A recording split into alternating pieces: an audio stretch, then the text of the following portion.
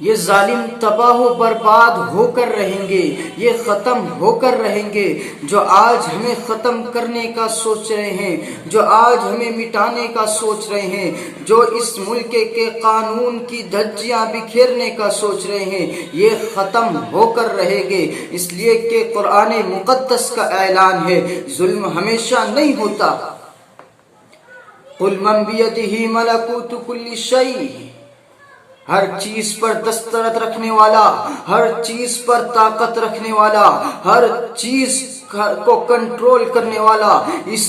کائنات کا، اس سنسار کا نظام چلانے والا خدا موجود ہے۔ وہ دیکھ رہا ہے، وہ ہمارا ایشور موجود ہے، وہ ہماری حفاظت کرے گا۔ اس نے ہماری حفاظت کا وعدہ کیا ہے، وہ یجیر ولا یجار علیہ، وہ تو ہمارا پاسبان ہے، وہ ہمارا تحفظ ضرور کرے گا، وہ ہماری حفاظت کرے گا، وہ ہمیں پناہ دے گا۔ لیکن وہ ظالموں، اس دھرتی پر جو لوگ بوجھ بنے ہوئے ہیں، جو اس ملک کو تباہ کرنا چاہ رہے ہیں، اس ملک کی سیکولرزم کو ختم کرنا چاہ رہے ہیں، اس ملک کی جمہوریت کو پارا کرنا چاہ رہے ہیں، جو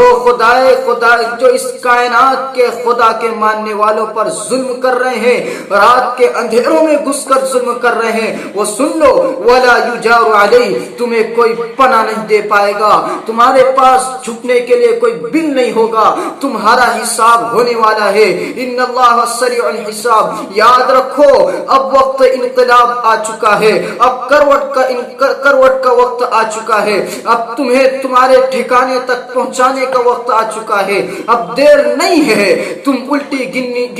گننا شروع کر دو۔ آج تم اپنا زہر لے کر اس ملک میں جو زہر اگل رہے ہو، وہ زہر اب ختم ہونے کو ہے۔ یہ بتا دو اندھیروں کے ان آقاؤں کو،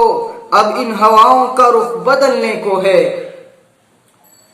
یہ ظالم سانپ جو اپنے زہر پر غرور کر رہے ہیں، ان کو اپنے بل میں بھی چھپنے کے لیے موقع نہیں ملے گا، ان کو اپنے بل میں بھی چھپنے کے لیے جگہ نہیں ملے گی۔ انشاءاللہ ثم انشاءاللہ انہیں یاد رکھنا چاہیے کہ اب ان سانپوں کو ختم کرنے کے لیے، ان سانپوں کو نوچنے کے لیے شاہینوں نے اور چیلوں نے بازوں نے پرواز شروع کر دی ہے۔ ان چیلوں اور بازوں کی پرواز سے اور ان کی نظروں سے یہ ظالم سانپ بچ نہیں پائیں گے، ہم انہیں نوچ کے رکھ دیں گے۔ تو خدا عز و جل نے صاف اعلان کیا، وَهُوَ يُجِيرُ وَلَا يُجَارُ عَلَيْهِ، ان ظالموں کو پناہ نہیں ملے گی۔ لیکن ہمارے لیے کیا دستور عمل ہے، ہمیں کیا کرنا ہوگا؟ وہی جو اللہ تبارک و تعالی نے قرآن مقدس میں صحابہ کی بابت فرمایا، ان الذین قالوا ربنا اللہ، جب وہ ایمان لے آئے، جب وہ اس قول پر ڈٹ گئے کہ اللہ ہی ہمارا خدا ہے، جب انہوں نے اسلام کو اپنی زندگی میں داخل کر لیا، جب انہوں نے شریعت اسلامیہ کو اپنا لیا، تو ثم استقاموا، وہ ڈٹے رہے، انہوں نے لوگوں کے سامنے اسلام کو پیش کیا، اور سراپا زندگی، ان کی سراپا زندگی اسلام بن گئی۔ تو ثم استقاموا، پھر دنیا کی کوئی طاقت انہیں مٹا نہیں سکی، دنیا کی کوئی طاقت انہیں جھکا نہیں سکی۔ تو اس وقت ضرورت ہے ثم استقاموا، عزم و استقلال کی، اس وقت ضرورت ہے آفاقی سوچ کی، اس وقت ضرورت ہے بلند ہمتی کی، اس وقت ضرورت ہے مشن کی، اس وقت ضرورت ہے ڈٹ جانے کی، اس وقت ضرورت ہے میدان میں کھڑے ہونے کی،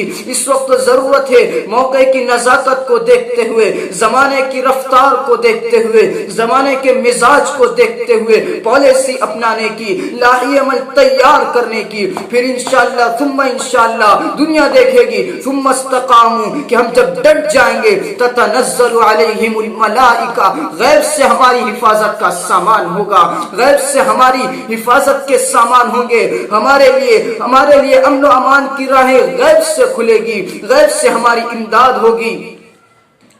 وہ خدا عز و جل کہتا ہے، اللہ تخافوا ولا تحزنوا، مسلمانوں تم مت ڈرو، تم غمگین مت ہو، تم مایوس مت ہو، تم خوف مت کرو۔ لیکن شرط یہ ہے کہ ہمیں جو ہے ہماری نوجوان نسلوں کو کھڑا کرنا ہوگا، ہماری قوم کو کھڑا کرنا ہوگا، اور انہیں اسلام کے سانچے میں لانا ہوگا، انہیں اسلام کی آغوش میں لانا ہوگا، انہیں اسلام کی آغوش میں لانا ہوگا۔ پھر جب ہم انہیں اسلام کے سانچے میں ڈھال دیں گے، جب ہمیں انہیں اسلامی مزاج میں سنوار دیں گے، تو اس کے بعد جب ہم میدان سنواریں گے، اس میدان کی برکت سے یہ دنیا تو ہماری مٹھی میں ہوگی، یہ دنیا تو ہماری قدموں میں آ جائے گی، ہماری جھولی میں آ جائے گی، ساتھ ساتھ وَأَبْشِرُوا بِالْجَنَّةِ الَّتِي كُنْتُمْ تُوعَدُونَ، جنت بھی ہماری ہوگی انشاءاللہ ثم انشاءاللہ۔ تو ان ظالموں کو بتلا دو، ہم نے جب ہوش سنبھالا تو سنبھالا تم کو۔ افسوس کی بات ہے، یہ احسان فراموش قوم ہے۔ ہم نے جب ہوش سنبھالا تو سنبھالا تم کو، تم نے جب ہوش سنبھالا تو سنبھلنے نہ دیا۔ ہم نے ہوش سنبھالا تو سنبھالا تم کو، تم نے جب ہوش سنبھالا تو ہمیں سنبھلنے نہ دیا۔